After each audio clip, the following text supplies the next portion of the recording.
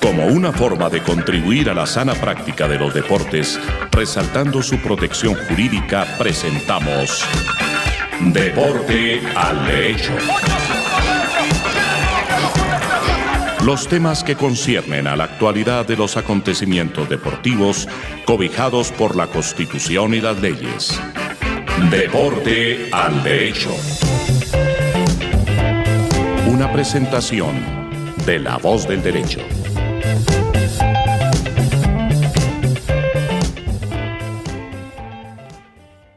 Buenos días, buenas tardes, buenas noches. Estamos en La Voz del Derecho, en Deporte al Derecho, un programa que trata temas deportivos desde la óptica jurídica. Un grupo que tenemos dos habituales que somos bastante cumplidores de nuestro deber de acudir a grabar sobre el tema, y a veces aparecen otros. Ya seguiremos intentando buscar a alguien de afuera y sobre todo una mujer que nos dé una diversidad en temas geográficos y en temas de género. Rafa y Andrés Charria, Rafa Alonso, que somos abogados con ya los dos, cada uno tiene más de 20 años de experiencia en temas de derecho deportivo. Rafa, buenos días acá en Bogotá, buenas tardes en Coruña. Muy buenas, saludos a todos, saludos a ti Andrés desde La Coruña, España, y saludos a todos los que nos siguen por iVoox, por YouTube, por la web de La Voz del Derecho y todas esos soportes que tenemos. Bien, hoy por sugerencia de Rafa vamos a hablar de los temas de los procesos disciplinarios que están permanentemente en acción en el deporte, pero sobre todo en el fútbol. Y pues obviamente uno de los más famosos procesos disciplinarios que ha tenido el fútbol fue el caso de Luis Suárez. Cuando Luis Suárez tiene a bien morder a Chiellini y en pleno mundial, creo que cuartos de final o semifinales, no me acuerdo, muerde a Chiellini, el árbitro lo pesca, el árbitro, las cámaras y no sé cuántos millones de personas, y se inicia un proceso disciplinario que es muy especial, o por lo menos el proceso disciplinario no, pero sí el resultado es que con una sola acción, aunque hay unas teorías interesantes, con una sola acción el mordisco de un jugador a otro jugador aparecen 3 castigos. Primero le quitan fechas, obviamente, no, casi que 4. Lo primero es la expulsión, la tarjeta roja. Ahí hay un castigo por una conducta incorrecta que está infringiendo las normas, el reglamento del fútbol. En el fútbol y casi que en ningún deporte, no, yo creo que ninguno, se permite morder al rival. Había un antecedente de boxeo, el caso de Mike Tyson. El segundo, después de expulsado, es que le dan más fechas, pero digamos que eso es una extensión de la primera tarjeta roja. Después hay unas multas grandes. Y la última, que me pareció exótica y que creo que fue al TAS, es que no se le permitía trabajar. En esos momentos, Luis Suárez llegaba al Barcelona y la sanción era que no podía llegar al Barcelona, que no podía hacer ninguna actividad relacionada con el fútbol. A mí eso me pareció exótico y me sigue pareciendo exótico, pero los procesos disciplinarios en el fútbol en Colombia son bien particulares. Supongo que en España ya han empezado a desparticularizarse. Normalmente el fútbol empieza así. Los sudamericanos somos más lentos a transformarnos y a ajustar a derecho lo que el fútbol hace de manera bastante habitual, que es saltarse a la torera las normas. Y entonces hay unos procesos disciplinarios, unos que pueden durar 25 minutos y otros que pueden durar 3 años. De manera que el proceso disciplinario, si hay algún partido que esté pendiente de la solución de un proceso disciplinario, puede ser muy rápido. Hubo un caso hace 2 días en Colombia de una supuesta inscripción irreglamentaria del técnico de Santa Fe, basados en unas declaraciones que da el presidente de Santa Fe, pero la realidad es que por documentos, inscripción, registro del señor Grigori Méndez, pues no había ninguna duda que el técnico estaba bien inscrito. Que el presidente diga que puede ser el próximo técnico es Agustín Julio o, no sé, Johan Cruyff si estuviera vivo, pues son temas de prensa, y en eso el derecho deportivo y sobre todo FIFA y el Tribunal Arbitral del Deporte han sido muy claros. Es un tema de carga de la prueba. Normalmente se utiliza mucho el término en inglés burden of the proof, es decir, quien alega prueba. Y la prueba no puede ser definitivamente una entrevista de radio a un presidente que sobre la marcha y con la mejor buena fe, pero que después fue corregido, dice que el técnico va a ser una persona cuando no podía serlo.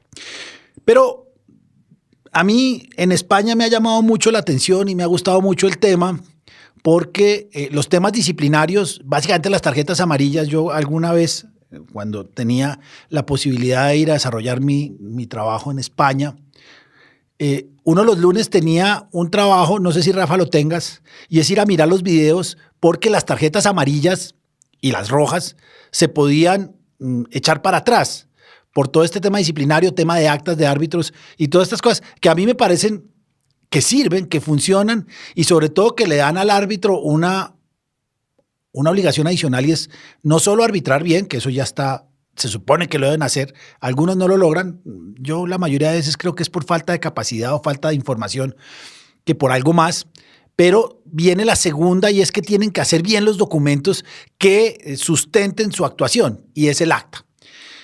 Rafa, repito, Rafa fue el que nos propuso esto, va a ser un programa que vamos a hablar de el acta del árbitro, qué pruebas tiene, qué fuerza probatoria tiene y todo esto. Rafa.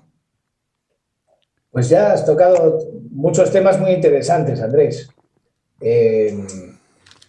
Por ejemplo, has tocado la distinción trascendental entre las reglas de juego y las infracciones disciplinarias, porque como bien has dicho, en el caso de Suárez, la tarjeta roja no es un castigo disciplinario en el sentido que vamos a hablar hoy, de disciplina deportiva, la que aplican los órganos de las entidades organizadoras, básicamente las federaciones, sino que es una regla disciplinaria de juego que aplica el árbitro y que implica que ese jugador no puede continuar participando en el partido. Pero una vez cerrado el partido, se inicia la vía disciplinaria deportiva propiamente.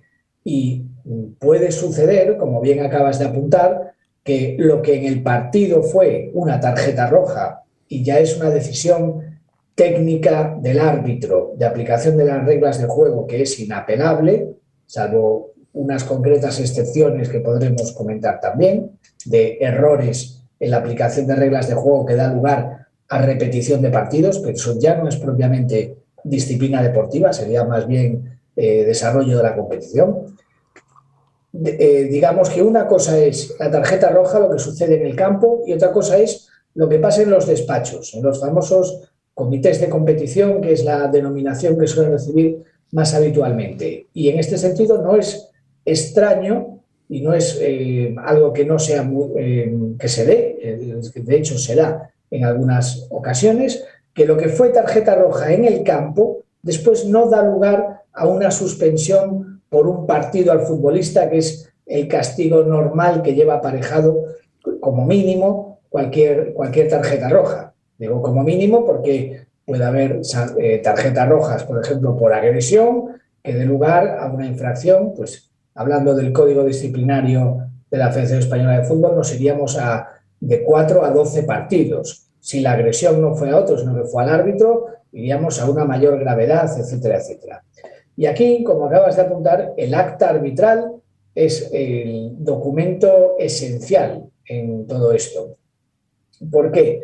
Porque lo que transcribe el árbitro en el acta es lo que enjuician los comités de competición. Por ejemplo, los comités no se ponen a ver los resúmenes de los partidos y las imágenes de lo que sucedió para imponer las sanciones disciplinarias correspondientes, sino que cogen el acta y a partir de cómo está redactada el acta arbitral aplican las sanciones correspondientes. Y esto en relación con el derecho al proceso debido, porque desde el momento en que termina el partido y hasta que se reúne el comité para aplicar las sanciones, pueden transcurrir un par de días, que es el plazo que tiene el club afectado por la tarjeta amarilla o la tarjeta roja a sus jugadores para formular sus alegaciones al acta arbitral, con un condicionante, que es que de partida lo que está reflejado en el acta arbitral se presume cierto y veraz. A estos efectos, el árbitro tiene la misma presunción de veracidad que puede tener un policía cuando rellena un boletín de denuncia por una infracción de tráfico. Y por lo tanto, la carga de la prueba recae sobre el club o sobre el futbolista. Y ahí prácticamente el único medio probatorio que puede desvirtuar de forma plena esa presunción de veracidad que tiene el acta arbitral será la prueba videográfica. De ahí que, como bien decías, el trabajo de los comités sí que acaba siendo visualizar esos vídeos, pero no de oficio, sino los vídeos que le mandan los propios interesados como medios de prueba en que sustentan sus alegaciones, que básicamente suelen ampararse en que, aunque lo que recoge el acta sea de presumir cierto, en realidad el árbitro incurrió en un error material manifiesto, porque esta prueba videográfica acredita sin lugar a dudas y sin margen de interpretación que el árbitro no interpretó correctamente la jugada, y eso que recogió en el acta no sucedió. Por ejemplo, una expulsión por zancadillear a un contrario, y el vídeo recoge claramente que no hay contacto pie con pie, sino que el atacante engaña al árbitro y se deja caer. Eso daría lugar a la anulación de la tarjeta roja. ¿Qué ocurre? Que hoy en día tenemos el VAR, y entonces el VAR ya hace que muchas de aquellas acciones que antiguamente solo se podían solventar quitando el castigo disciplinario del partido de suspensión, pero que ya no era dable el anular durante el partido la tarjeta roja, hoy en día con el VAR ya no se da, porque ya inmediatamente, si se aprecia claramente que ha habido, por ejemplo, lo que nosotros llamamos un piscinazo, cuando alguien finge una falta que no ha existido y se lanza al suelo, pues ya avisan al árbitro y el árbitro retira la tarjeta roja. Pero claro, también hay muchas acciones, como por ejemplo las tarjetas amarillas, en las que el VAR no interviene. Y ahí un error arbitral puede quedar perpetuado. Pero claro, sabemos que cada cierto número de tarjetas amarillas en el fútbol puede acarrear un partido de suspensión, y por lo tanto los clubes también formulan alegaciones contra las tarjetas amarillas. Y ahí sí nos podemos encontrar con vídeos en los que se demuestra un error material manifiesto, porque lo que el árbitro creyó ver y el VAR no le entró a avisar porque las amarillas no se revisan en el VAR, pues se demuestra con una prueba videográfica clara y sin lugar a dudas que hubo un error. Eso es básicamente el margen y la forma de actuar de los comités cuando hablamos de las alegaciones a las tarjetas amarillas de las tarjetas rojas en el fútbol. Bien, pero viene un tema que lo hablamos antes de empezar el programa, y es el acta del árbitro. En Colombia el acta del árbitro es muy difícil de conseguir. No sé, los árbitros, a ver, son varios temas que me he enfrentado en la profesión, en el ejercicio de la profesión. Uno es que los árbitros son como yo, escriben terriblemente mal, es decir, no tienen una muy buena caligrafía, y a veces resulta difícil seguir lo que dice el acta. Esa es una. La otra es que es difícil conseguir las actas. Las actas son documentos, no sé si privados, pero privadísimos, en el sentido de que a un jugador lo expulsan o le sacan tarjeta amarilla, siguiendo con la línea del VAR, y el jugador poco sabe. El jugador sabe que le sacaron una tarjeta amarilla, el club poco sabe. El club sabe que el jugador tiene una tarjeta amarilla y sabe que después de 5 tarjetas amarillas va a perder una fecha, pero el acta no es un documento conocido. En el caso de Julio y eso, el acta nos la facilitaron en el momento en que va a haber lo que dice Rafa, el comité de competición, acá es un tribunal disciplinario, unos descargos. En ese momento podemos ver el acta, antes no. De manera que la defensa, en estos casos, en el caso de Julio, pues es una defensa un poco por instrumentos, porque aunque lo supone uno, porque repito, todos los documentos estaban en regla, lo que supone uno es que el que estaba inscrito como técnico es el técnico que escribió Santa Fe, por lo tanto, lo que dice el otro equipo no tiene nada que ver, pero no podemos ver el acta del árbitro. apenas en la audiencia se puede ver el acta. Y a mí me parece complicado eso, porque muchas veces los jugadores dicen, pero es que yo no le dije eso, yo no hice eso. Y uno dice, bueno, el video puede ser claro que no hizo eso, pero el acta, el documento, que además prevalece y afortunadamente cada vez es menos, porque cada vez la ayuda videográfica permite refutar algunas cosas del acta, pero el acta sigue siendo un documento bastante desconocido. En España, ¿cómo funciona eso?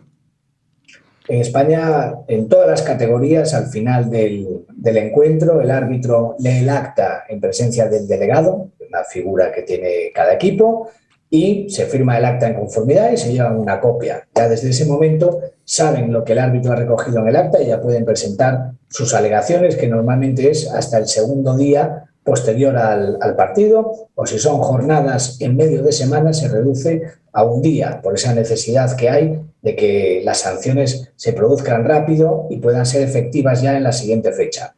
Y además hay una gran transparencia en las páginas web, por ejemplo, de la Federación Española de Fútbol, hay un apartado de actas e inmediatamente, ya en cuanto acaba el partido, está subida el acta digital al encuentro. Por ejemplo, aquí podemos abrir el partido que se jugó anoche en Primera División de la Liga Española, Barcelona 3, Celta 1, y nos encontramos amonestaciones. En el minuto 90, el jugador de John Frenkie fue amonestado por el siguiente motivo: sujetar a un adversario de forma ostensible impidiendo su avance. Ese es el motivo de la tarjeta amarilla.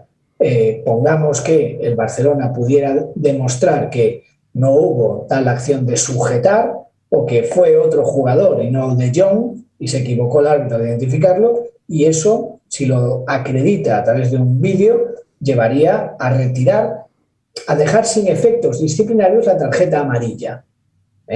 Porque solo una vez que cada tarjeta amarilla es confirmada a modo de imposición de la sanción de amonestación por parte del comité de competición, es cuando la acumulación de 5 de esas sanciones da lugar, tratándose de la Liga Española, a un partido de suspensión. Y luego se inicia otro segundo ciclo, creo que tras las 3 tarjetas amarillas más hay otro partido de suspensión, ¿no? Vemos, por ejemplo, otra expulsión de un jugador del Celta de Vigo. Dice, en el minuto 58, el jugador Jason Fabián Murillo Cerón, Jason Murillo, fue expulsado por el siguiente motivo: derribar a un adversario en la disputa del balón fuera del área de penal, impidiendo con ello una ocasión manifiesta de gol. Aquí, obviamente, las posibilidades de imponer el partido de suspensión se reducen. Primero, porque es una tarjeta roja, de modo que si hubiera habido un error arbitral, ya el VAR lo habría corregido y se habría anulado la expulsión, si realmente no hubo tal derribo.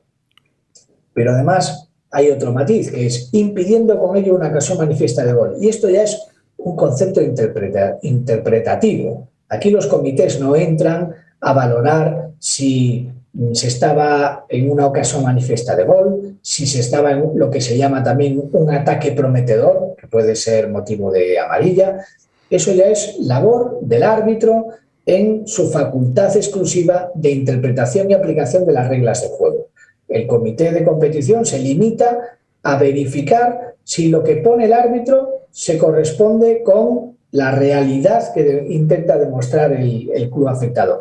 Hasta tal extremo de que se dan casos en los que pongamos que hay una falta clara de amarilla, pero el árbitro pone por zancadillear a un adversario. Y con la prueba videográfica demuestra que no hay zancadilla, que por abajo no hay contacto entre pie y pie. Sí que hay una acción de empujar o un agarrón, pero no una zancadilla. Bueno, pues sería un caso de error material manifiesto, porque lo que dice que es el motivo por el que fue amonestado, zancadillear, se ha demostrado que no existió. Y aunque haya habido otra falta, como el comité no tiene la facultad de rearbitrar los partidos, no puede decir el comité de competición: te anulo la amarilla porque no hubo zancadilla, pero te la impongo igualmente porque sí que hubo un empujón o un agarrón. En ese caso quedaría sin castigo esa acción. Entonces, es muy importante cómo se describe. Ahí hay una especie de impunidad. ¿Cuánto tiempo tiene el árbitro para hacer esa acta? Pues eso son 20 minutos después de terminar el partido. Prácticamente, sí, sí. A mí eso Porque pues eso es es difícil. muy, muy rápido. Además, yo creo que debe haber ya una plantilla predeterminada, ¿sabes? Que ya te cubre las... Porque las descripciones son siempre muy, muy parecidas. Derribar a un contrario en la disputa del balón, hacer una entrada temeraria, etcétera, etcétera. Y además hay otra cuestión. En categorías más bajas a veces sucede que los árbitros no describen, sino que califican. Me explico. El árbitro, si lo hace bien, puede decir expulsión al jugador número 10, Andrés Charria, por golpear a un adversario con la mano abierta en el cuello.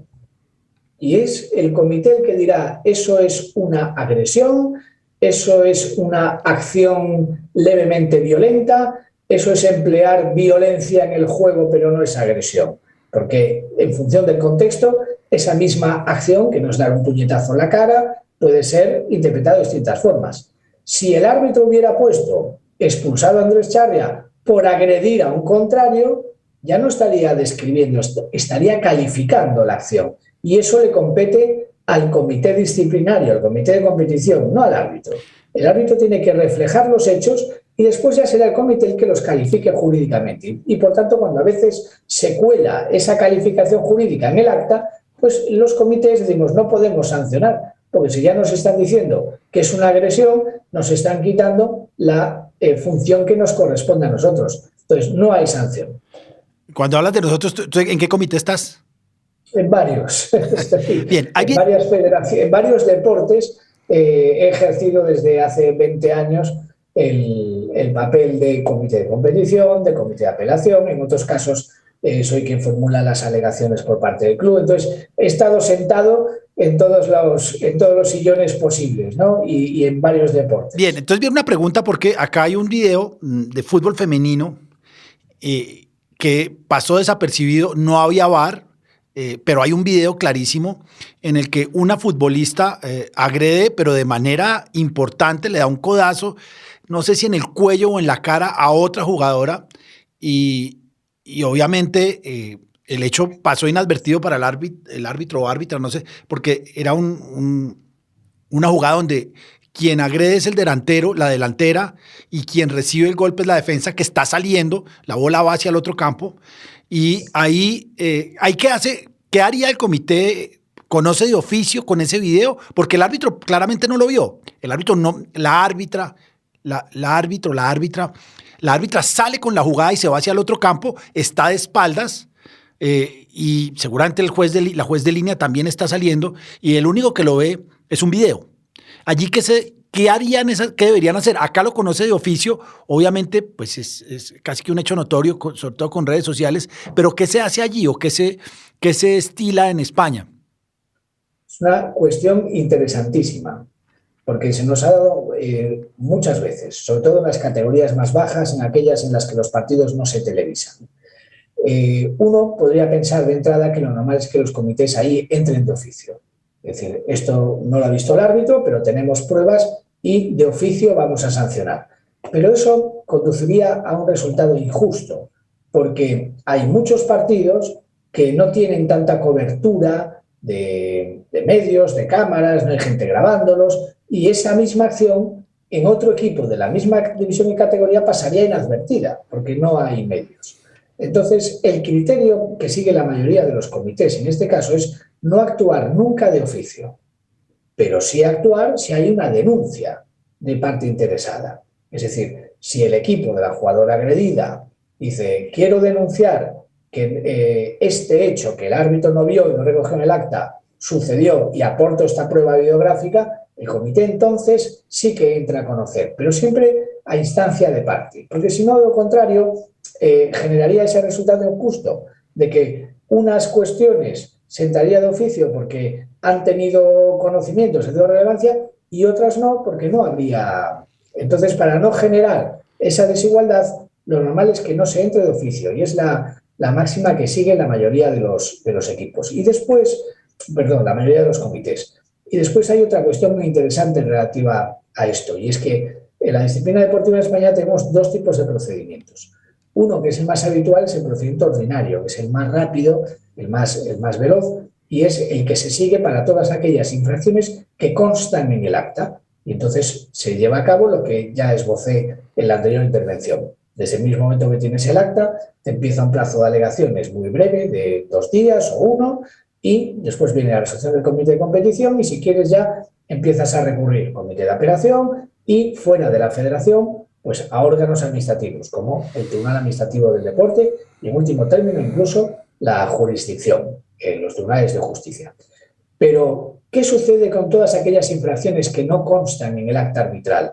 Ahí no hay una incoación y un plazo ya que corra para formular alegaciones. Entonces, eso sigue un procedimiento más largo, más lento, que es un procedimiento extraordinario, en el que ya de entrada se nombra un instructor que va a instruir y a crear toda esa prueba, porque al no haber acta arbitral te falta ese documento que se erige en medio principal de prueba, lleva unos plazos más largos y al final concluye con la resolución que sea. En este caso, la agresión de la jugadora que ponías de ejemplo, que no fue apreciada por el árbitro y no fue recogida en el acta, daría lugar a este procedimiento extraordinario, que sería más lento. Y en vez de tener una resolución en 2 días, pues podrías tardar en tenerla entre 3, 4, 5 semanas. Y se dilataría en el tiempo. También es cierto que para los casos más graves existe la posibilidad de adoptar ya de entrada una medida provisional, que vendría a ser el equivalente a la prisión preventiva. Es decir, ante un hecho que ha generado una gran alarma social, de entrada suspendemos al presunto infractor mientras se tramita. Y después, si hay una sanción de suspensión por X tiempo, el tiempo que ya cumplió de medida provisional de suspensión se descontará de la sanción definitiva. Sí, eso es interesante, pero es que estos temas disciplinarios tienen varias aristas que son complicadas, porque los códigos disciplinarios no solo hablan de las infracciones en campo de juego. Por ejemplo, hacer comentarios, creo que el código colombiano dice comentarios desobligantes o agresiones de palabra y de obra, no solo de jugadores de fútbol, sino de dirigentes, cuerpo técnico, y ahí aparece otra forma de proceso disciplinario.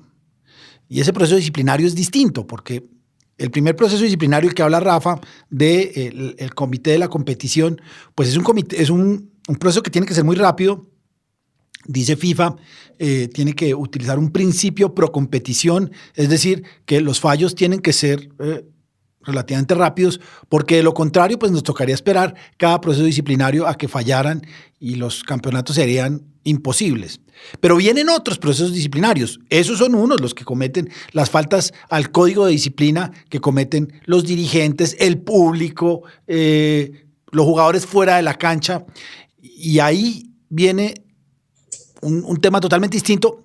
Y vienen a mí, que son los que me vienen a mí, y tengo otros en la cabeza, que son los procesos disciplinarios por dopaje, que son procesos disciplinarios que trascienden las reglas de juego, la zancadilla, la agresión, y que tiene que ver con el desarrollo del deporte en general.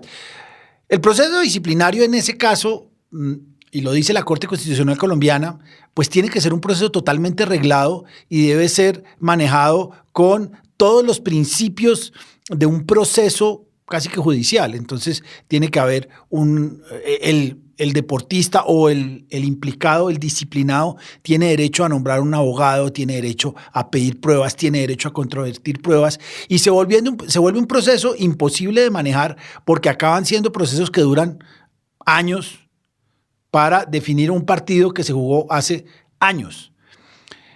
Entonces ahí viene un tema que para mí es muy difícil, y es cuándo salimos de ese comité de competición y cuándo entramos a otro, porque supongamos que y hay un caso que es todavía más complejo, es el caso de amaño de partidos, donde ni siquiera hay prescripción.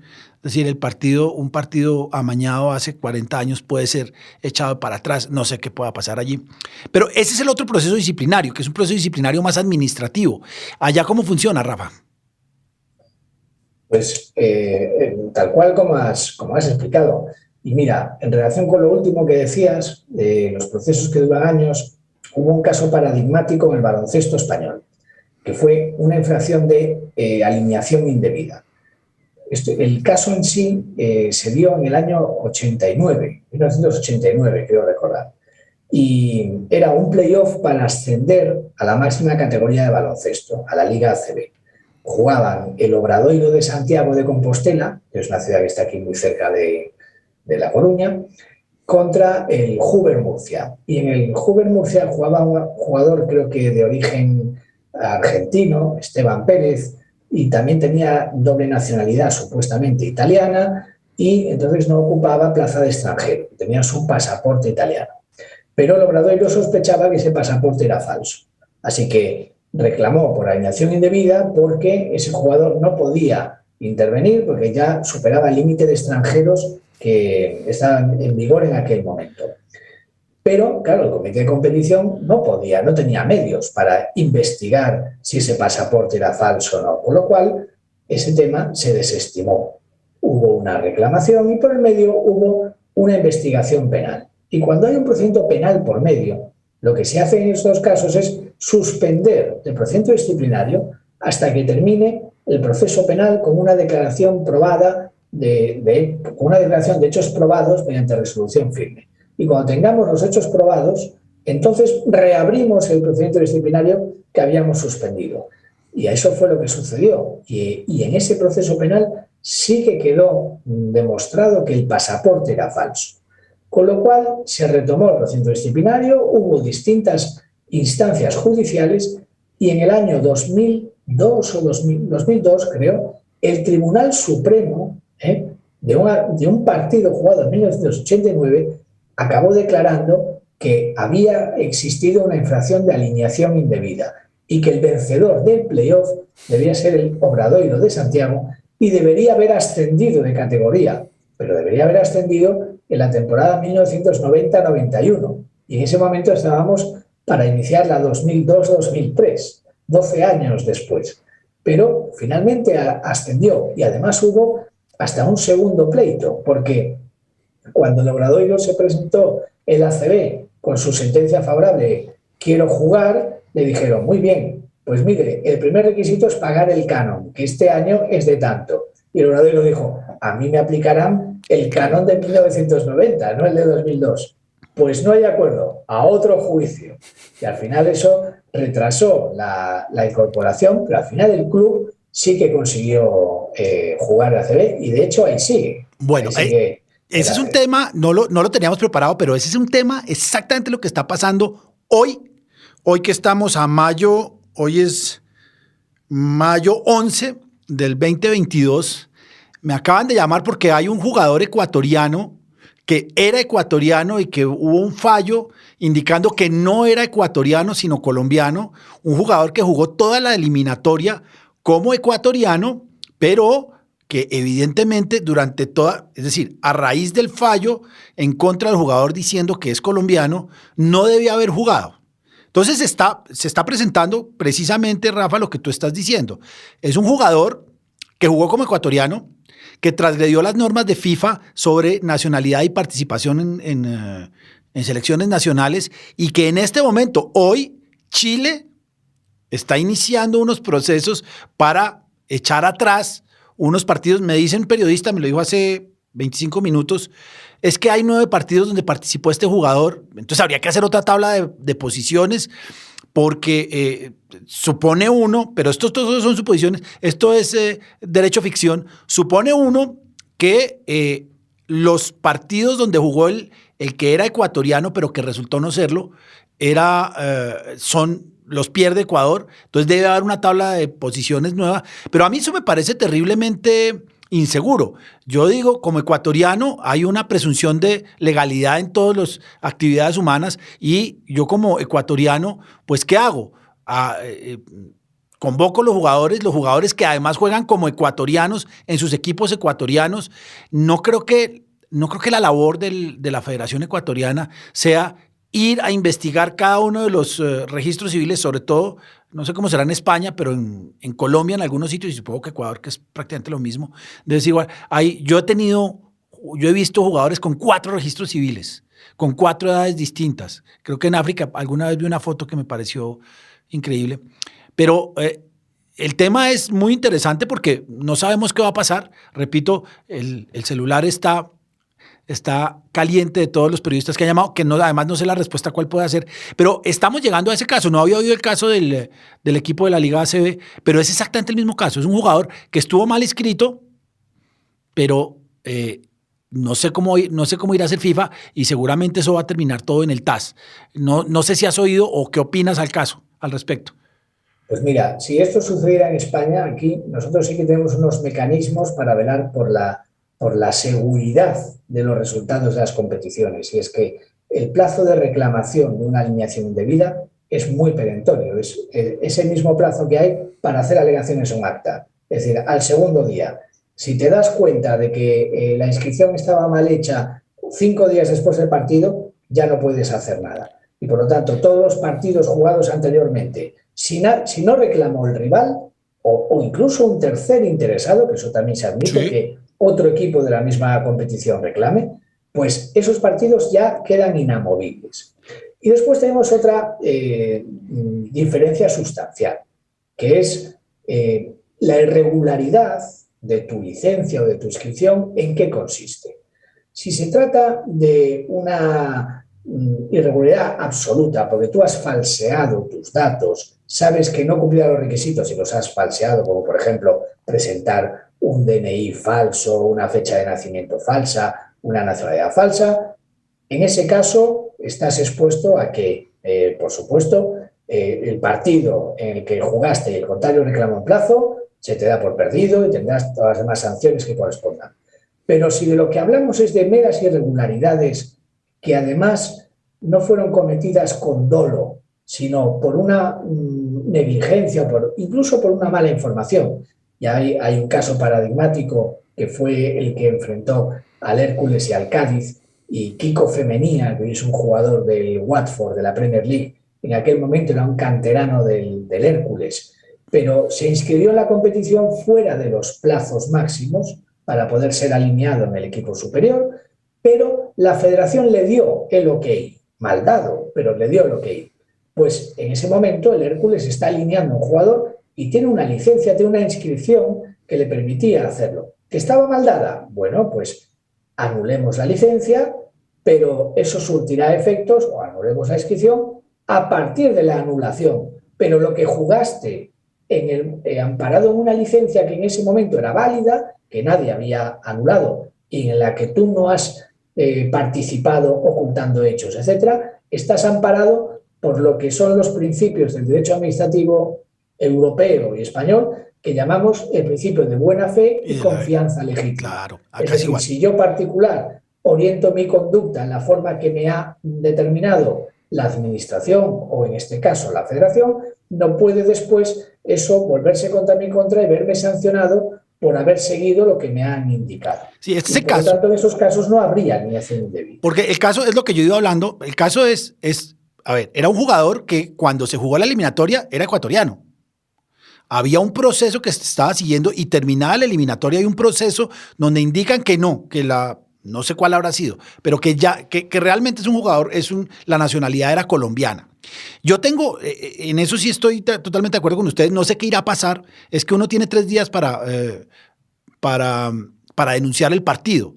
Yo me acuerdo acá ha habido 1 o 2 casos de jugadores mal inscritos, sobre todo extranjeros, y me acordé mucho de un caso que hubo en Valencia, creo que Valdano era el técnico, y se tienen 3 días. Entonces lo primero es que si el jugador fue inscrito regularmente en su momento y había alguna sospecha del registro civil, pues se debía haber hecho a los 3 días.